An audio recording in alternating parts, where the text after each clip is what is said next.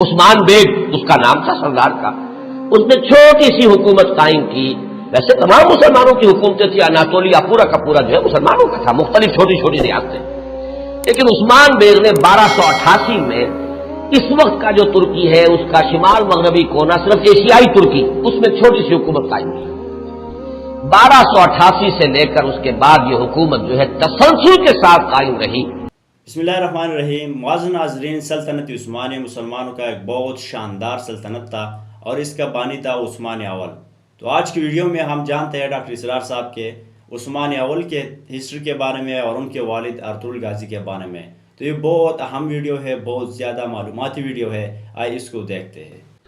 چند باتیں میں چاہتا ہوں کہ ترکی کی تاریخ کے بارے میں بھی، ظاہر بات ہے کہ یہ اس وقت تفصیل کے ساتھ تو بیان کرنے کا کوئی امکان نہیں ہے، چند باتیں میں چاہتا ہوں کہ سیلینٹ فیچرز آپ حضرات کے سامنے آ جائیں۔ یوں سمجھیے کہ 13ویں صدی عیسوی، یہ 20ویں صدی عیسوی ختم ہو رہی ہے، آج سے 700 سال پہلے کے ماحول میں آپ جائیں۔ اس وقت خلافت بنو عباس کا خاتمہ ہوا۔ 1258 عیسوی میں فال آف بغداد، تاتاریوں کے ہاتھوں بغداد کی تباہی ہوئی اور خلافت بنو عباس کا چراغ گل ہو گیا۔ عربوں کی سیادت و قیادت اس وقت سے ختم ہو گئی۔ جو خلا پیدا ہوا وہ اس قوم نے پر کیا جن کے ہاتھوں عذاب آیا تھا۔ ہے آیا فتنہ تاتار کے افسانے سے، پاسماں مل گئے کعبے کو صنم خانے سے۔ ایک انٹرم پیریڈ تو ایسا گزرا ہے کہ جس میں طوائف الملوکی تھی۔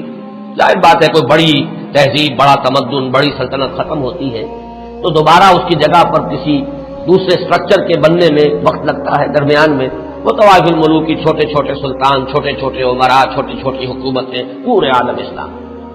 لیکن رفتہ رفتہ یہ جو ترک ایک اصل میں یوں سمجھیے کہ ایک نسل ہے، قوم ہے۔ ہم مغل کو علیحدہ سمجھتے ہیں، ترکوں کا اصل میں ملک بھی ترک ہے۔ یہ سب ترکان ہیں، ان کی مختلف نسلیں ہیں۔ ترکان تیموری کو ہم مغل کہتے ہیں۔ ترکان صفوی کی حکومت قائم ہوئی ایران میں۔ ترکان تیموری یعنی مغلوں کی بہت بڑی مملکت قائم ہوئی ہندوستان میں۔ ترکان سلجوقی سب سے پہلے دائرہ اسلام میں داخل ہوئے تھے اور وہ خلافت بنو عباس کے دور میں ہی بہت کافی پاورفل ہو چکے تھے، چھوٹے چھوٹے علاقوں میں ان کی حکومتیں تھیں۔ اسی زمانے میں مشرق و مغرب میں ہر جگہ پر پورے عالم اسلام میں سب سے زیادہ مضبوط حکومتیں جو تھیں وہ غلاموں کی تھیں۔ ہندوستان میں 1206 میں دلی کے تخت پر قطب الدین ایبک بیٹھے غلام تھے، پھر وہ التتمش، یہ سب خاندان غلامہ ہیں۔ ادھر مصر میں مضبوط حکومتیں دو ہی تھیں، ہندوستان میں خاندان غلامہ کی، ادھر مصر میں مملوک کہتے ہیں غلام کو، ملکیت ہے، یہ سب ترک ہیں۔ تو ان دونوں کی حکومتیں عظیم ترین قائم ہوئی۔ ہندوستان میں تو دور کئی آئے۔ ہندوستان میں پہلے خاندان غلامہ، پھر خلجی، لودھی، سادات، مختلف خاندان، کچھ 325 برس تو اس میں گزرے، 1206 سے 1526 تک 320 برس میں یہ کئی خاندانوں کی حکومتیں توڑ پھوڑ ہوتی رہی۔ پھر 1526 سے مغل آئے، کہنے کو تو 1857 تک رہے، لیکن حقیقت میں 150 برس ہیں ان کے، جن کو کہا جائے کہ صحیح ان کی عظمت کا دور ہے۔ یہ جو 6 بادشاہ ہیں، بابر، ہمایوں کا تو خیر نہ ہی شمار کیا جائے، اکبر ہے، پھر جہانگیر ہے، شاہجہاں ہے، اورنگزیب، اس کے بعد جو ہے طوائف الملوک ہندوستان میں بھی ہو گئی۔ لیکن اسی صدی میں 13ویں صدی کے اختتام کے قریب 1288 میں ایک ترک سردار ارطغرل کا بیٹا عثمان، یہ خاندان عثمانی جو ہے حضرت عثمان سے کوئی تعلق نہیں ہے ان کا۔ یہ اکثر لوگ چونکہ اس میں بھی مغالطے میں دیکھا، بڑے بڑے پڑھے لکھے لوگ، امریکہ کے ڈاکٹرز بھی اس مغالطے میں تھے کہ شاید ان کا تعلق حضرت عثمان سے، جیسے بنو عباس کا حضرت عباس سے ہے تو یہ عثمانی سلطنت جو ہے یہ شاید یہ حضرت عثمان کی نسل سے ہے، اس کوئی تعلق نہیں، یہ تو ترک ہے۔ عثمان بیگ اس کا نام تھا سردار کا، اس نے چھوٹی سی حکومت قائم کی۔ ویسے تمام مسلمانوں کی حکومتیں تھی، اناطولیہ پورا کا پورا جو ہے مسلمانوں کا تھا، مختلف چھوٹی چھوٹی ریاستیں، لیکن عثمان بیگ نے 1288 میں اس وقت کا جو ترکی ہے اس کا شمال مغربی کونا، صرف ایشیائی ترکی، اس میں چھوٹی سی حکومت قائم کی۔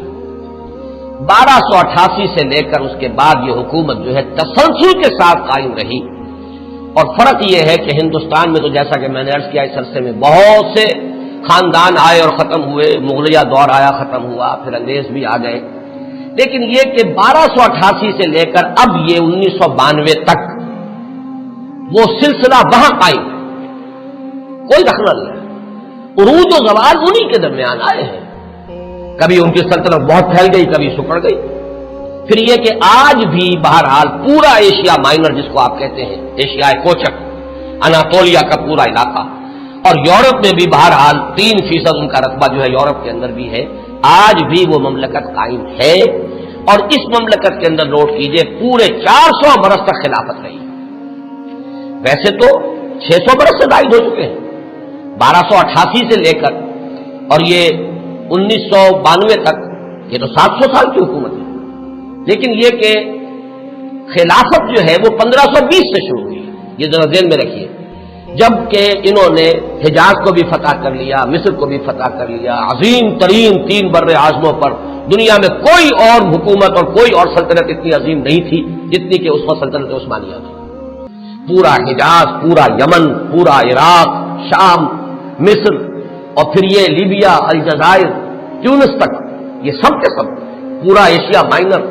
اور جیسا کہ میں نے عرض کیا بہت بڑا رقبہ، تمام بلقان سٹیٹس، ہنگری اور یہ علاقے جو ہیں یوگوسلاویا، سب کے سب جو ہیں یہ ایک مملکت 3 بر اعظموں کے اوپر محیط. تو 1520 سے خلافت شروع ہوئی ہے، اور 1920 سے لے کر 1924 4 سال میں درجہ بدرجہ ختم ہوئی. وہ بھی میں آج آپ کو بتاؤں گا کہ وہ درجے کیا ہیں. ایک دم ختم نہیں ہوئی، اس کے اندر کچھ وقت لگا ہے. 4 سال کے عرصے میں وہ نیچے گری ہے. 400 برس تک قائم رہی، اور 4 برس میں پھر وہ زمین ہو گئی. اور خاص طور پر یہ پوائنٹ نوٹ کرنے کا ہے کہ بقیہ جو خلافتیں تھیں، خلافت بنو امیہ، خلافت بنو عباس، خلافت، ان سب کو تو چیلنج کرنے والے کوئی نہ کوئی سامنے آتے رہے.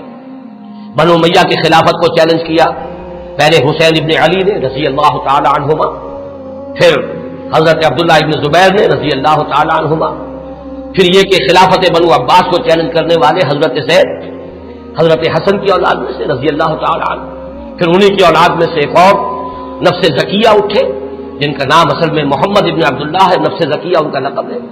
تو ان خلافتوں کو چیلنج کرنے والے اٹھے ہیں. لیکن یہ بات نوٹ کر لیجئے پورے 400 برس میں پورے عالم اسلام میں ترکوں کی خلافت کو کسی نے چیلنج نہیں کیا.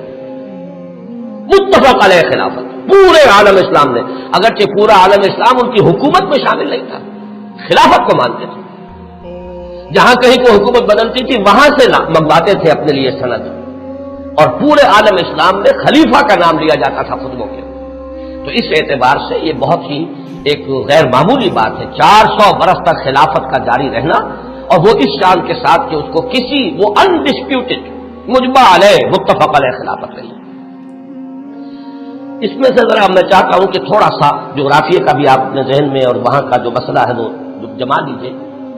اناطولیا وہ تو آپ نے نقشے کے اندر دیکھا ہوگا، کافی بڑا رقبہ ہے، اور اصل 97% ترکی موجودہ جو ہے وہ اسی میں ہے. 3% جو ہے یورپ میں ہے. اس کی آبادی کوئی 5.5 کروڑ ہے. آبادی کے لحاظ سے پاکستان کا نصف ہے تقریباً. اس میں سے 1 کروڑ کے لگ بھگ صرف ایک شہر استنبول میں ہے.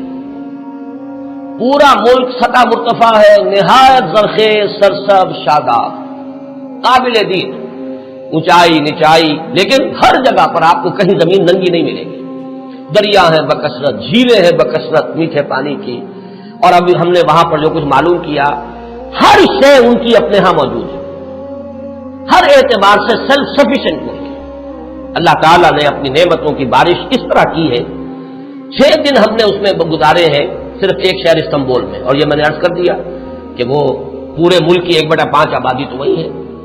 یہ شہر شاید دنیا کے اس اعتبار سے خوبصورت ترین شہروں میں سے ہوگا کہ یہ ایک تو یہ کہ نگینے کی طریقے سے یہ یورپ اور ایشیا سنگم ہے اس کا جس پر واقع ہے. ایک سمندر ہے جو پورا ترکی کے اندر ہی ہے، بحر مارمورا، جسے ایک چھوٹی سی آبنائے ملاتی ہے بحیرہ اسود کے ساتھ، بلیک سی کے ساتھ، اس کو باسفورس کہتے ہیں. جنوب میں ایک لمبی سی گلی ہے پانی کی، وہ دانیال ڈارڈنیلیز، وہ ملاتی ہے اسے بحیرہ روم سے. لیکن بحیرہ مارمورا جو ہے پورا کا پورا وہ ترکی کے اندر ہے گویا، یعنی یورپی ترکی اور ایشیائی ترکی کے مابین. اور استنبول شہر جو ہے وہ بہت خوبصورت، اور عظمت پارینہ اگر مسلمانوں کی دیکھنی ہو تو شاید دنیا کا کوئی اور شہر نہیں ہے کہ جو ہم پلہ ہو سکے. جتنی عظیم مسجد ہے، عالی شان مسجد ہے، اگرچہ اس وقت ان کی مینٹیننس نہیں ہے، برا حال ہے، خستہ حال ہے۔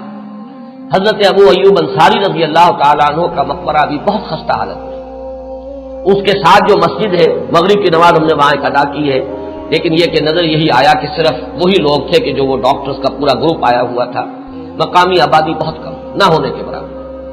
اس اعتبار سے عظمت پارینہ دیکھنی ہو تب بھی جا کر دیکھیے، اور اسلام کی بیچارگی دیکھنی ہو تب بھی وہیں جا کر دیکھیے۔ یہ دونوں کنٹراسٹ آپ کو وہاں نظر آئیں گے کہ عظیم ترین مسجدیں وہاں ہیں۔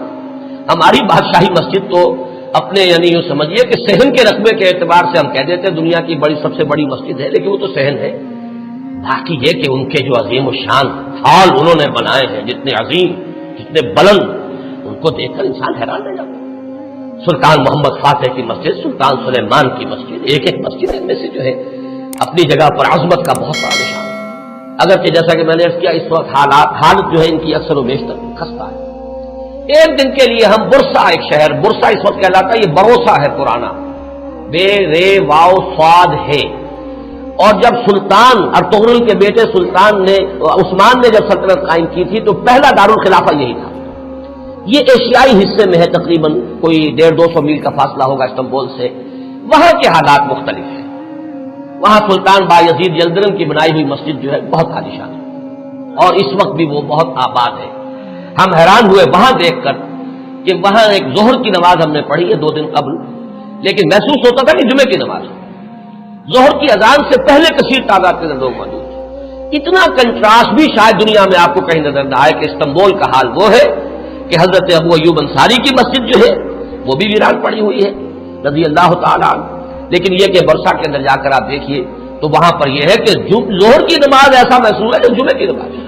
اذان سے پہلے نصف مسجد بھری ہوئی تھی، اور اس کے بعد جو ہم نے دیکھا ہے ان کا جوش و خروش اور پاکستانیوں سے نہایت محبت، وہ بھی وہیں نظر آتی ہے، استنبول میں نہیں۔ استنبول تو ہر اعتبار سے مغربی تہذیب کے اندر بری طریقے سے یوں سمجھیے کہ پوری طرح گم ہو چکا ہے۔ وہاں آپ محسوس نہیں کر سکتے کہ کوئی مسلمان ملک ہے۔ باقی یہ کہ جیسا کہ میں نے ابھی عرض کیا تھا کہ اگرچہ اللہ تعالیٰ نے اپنی دولت جو ہے مادی دولت کے خزانے ہر طرح سے انہیں دیے ہیں، لیکن معاشی حالات نہایت ناگفتگو ہیں۔ انفلیشن آسمان سے باتیں کر رہی ہے، کرنسی کی قیمت اس تیزی کے ساتھ گرتی ہے۔